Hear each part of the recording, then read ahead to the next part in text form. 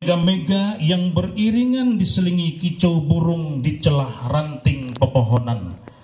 Lantunan puji itu menggelitik telinga manusia yang sering melupakan Tuhan, membelai-belai yang sedang duka dihantam bencana, menenangkan mereka yang terkena wabah Covid. Semuanya itu menyadarkan kita bahwa Allah Maha Kuasa di atas segala kuasa. Siapapun tak bisa menolak kuasanya, tak pantas sombong di hadapannya. Dalam kondisi yang serba sulit, suasana yang menyedihkan, panas sedikit terancam gagal panen, hujan yang diharap bukan lagi menyuburkan tanaman, tetapi menjadi ancaman banjir yang berkepanjangan. Ini semua seharusnya mendorong kita lebih mendekatkan diri kita kepada Allah, menukar sedu sedan dengan kesadaran, menyingkirkan kesombongan dengan kepasrahan, bahwa semuanya itu adalah cobaan, ujian bagi orang-orang yang beriman. Allahu Akbar, Allahu Akbar, Allahu Akbar, walillahil hamd. Selama ini kita cukup puas berKTP Islam, mengaku iman hanya bermodal la ilaha illallah, seakan-akan kunci surga sudah ada di tangan. Dengan tahlilan, dengan ratipan, padahal ikrar sering dilecehkan, janji sering dilupakan, sumpah sering dipermainkan, syahadat hanya nyangkut di tenggorokan. Padahal imanlah modal manusia satu-satunya di hadapan Allah yang tak ternilai harganya. Tidak bisa dinilai dengan harta, tidak bisa ditukar dengan rupiah. Iman bukan sekedar pengakuan. Iman juga tidak diukur dari panjangnya surban atau jidat karatan, tetapi iman diukur bagaimana ketahanan menghadapi ujian dan keteguhan menanggulangi cobaan. Cobaan bisa saja datang silih berganti, mungkin dalam bentuk ketakutan oleh teror dan ledakan, krisis kelaparan, krisis keuangan, krisis kematian, krisis pangan, minal khawfi wal ju' wa naqsim minal amwali wal anfusi wal thamarat. Itulah diantara bentuk-bentuk ujian cobaan dari Allah. Wa basyiris sabirin, dan beritakanlah kabar gembira itu kepada orang-orang yang tetap sabar di dalam menghadapi ujian cobaan dari Allah Subhanahu wa taala. Allahu Akbar, Allahu Akbar, Allahu Akbar, walillahil hamd.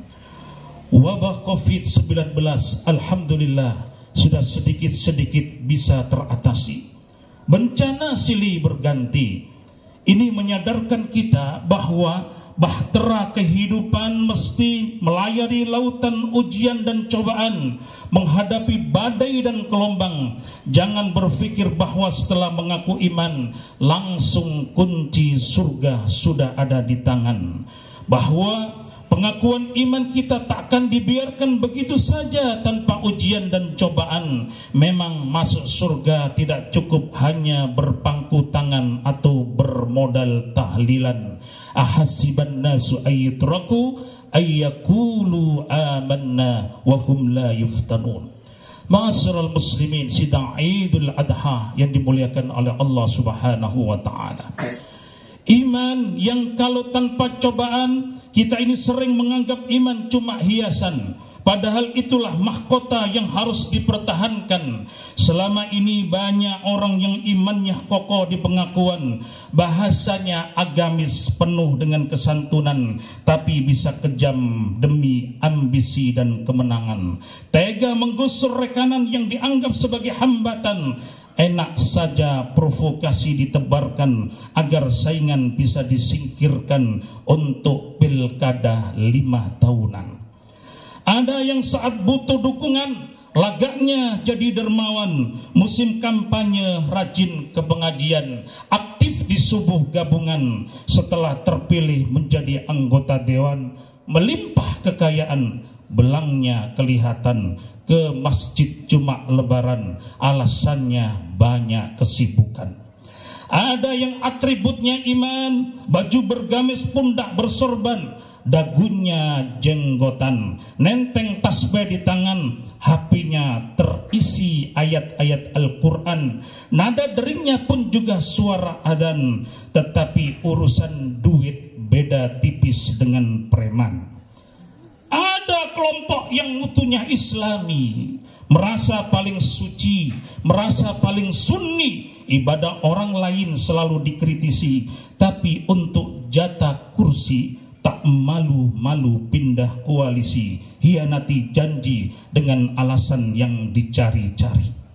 Hadirin, justru latar belakang Hari Raya Kurban ini berangkat dari sikap istiqomah iman, penuh dengan ketabahan, penuh dengan kesabaran dan ketaatan Nabi Ibrahim beserta keluarganya patut jadi model percontohan. Allahu Akbar, Allahu Akbar, Allahu Akbar, walillahil hamd. Lahir di lingkungan musyrik, Nabi Ibrahim tetap dalam keimanan, walau harus dikucilkan tetangganya, diusir oleh orang tuanya, sampai pada satu posisi di mana beliau harus memilih, lepaskan iman, diampuni, atau dibakar hidup-hidup jika pertahankan iman.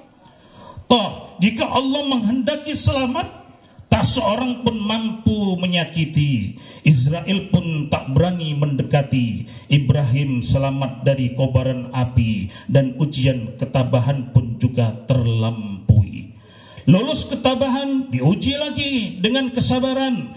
Jangan mengira karena telah mengaku iman otomatis beban jadi ringan. Hidup bergelimang kesenangan, jalan ke surga cukup dengan zikiran. Belum tentu, hadirin. Buktinya berpuluh-puluh tahun sudah berumah tangga, namun belum juga dikaruniai putra. Siang meminta, malam meminta, siang berdoa, malam berdoa, Rabbi habli minas salihin, namun belum dikabulkan juga doanya. Padahal usia sudah menua, tulang sudah keropos, bahu yang dulu kekar, legam terbakar matahari, kini hanya badan tua yang mengeriput, namun keimanan tak pernah pudar. Marahkah karena keinginan belum terwujud?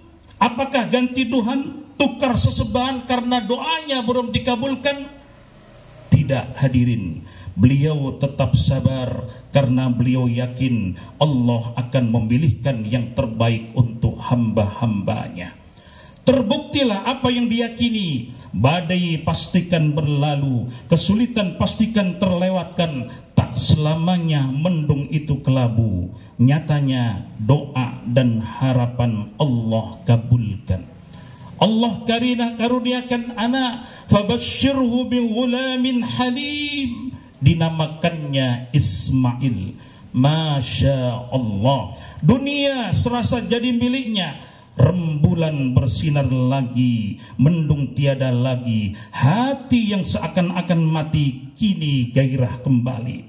Terbayarlah kesabarannya, terobatilah kesedihannya. Akan tetapi untung tak dapat diraih, malang tak dapat ditolak, yang digenggam pun bisa lepas begitu saja. Begitu Ismail menanjak besar, Allah perintahkan sembelih Ismail. Inni ara fil manam anni adbahu. Masya Allah, hadirin, dunia terasa terbalik, duduk tak tenang, tidur pun tak nyenyak, air diminum terasa tuba, roti dimakan terasa gaba. Keadaan sungguh dilematis antara pertahankan iman atau sayang anak. Pertahankan iman berarti Ismail jadi korban. Sayang anak berarti hancurlah iman yang selama ini berpuluh-puluh tahun ia pertahankan. Ma'asyiral muslimin rahimakumullah. Setiap mukmin pun harus sadar, semua yang ada di langit dan di bumi adalah milik Allah. Semua yang kita akui milik kita hanya titipan yang setiap saat akan bisa saja diambil. Walau demikian, saat Nabi Ibrahim punya rasa sayang pada anak, akan sedih jika buah hati akan direnggut, khawatir jika anak harus menghadang maut, apalagi harus mengorbankan Ismail, anak yang dinantikan berpuluh-puluh tahun lamanya. Allahu Akbar, Allahu Akbar, Allahu Akbar, walillahil hamd. Saat terombang-ambing antara dua pilihan, henti gundah ikut kehilangan, datang setan berbaju konsultan yang melihat peluang untuk menyesatkan, menawarkan jalan keselamatan agar menolak perintah Tuhan, agar Ismail jangan dikorbankan. Bagaimana dengan Ismail? Ia pun juga anak yang soleh, sesuai yang diminta Nabi Ibrahim, cocok antara yang diharap dengan yang didapat. Memang yang didambakan Nabi Ibrahim bukanlah putra tampan rupawan, agar namanya sering masuk dalam pemberitaan, fotonya terpampang di majalah dan koran, jadi rebutan kaum perempuan atau dipungut mantu orang gedean. Bukan. Yang dimohonkan Nabi Ibrahim adalah anak yang soleh. Lihat saja, ketika dengan rona duka sang anak menanyakan kesediaannya untuk dikurbankan, fandur mada tara, bagaimana pendapatmu wahai Ismail? Ismail pun pasrah menerima takdir. Ia pula yang mendorong segera mentaati perintah Allah walaupun ia sendiri jadi tumbal. Ia meminta kesabaran ayahnya, meminta ketabahan ibunya agar merelakan dirinya. Ya abati fa'al ma tu'mar satajiduni insyaallahu minas sabirin. Ma'asyiral rahimakumullah. Begitulah iman yang istiqamah, tak sebatas di lidah saja. Mereka taati Allah Tuhannya. Ismail si buah hati, belahan jiwa merelakan dirinya. Orang tua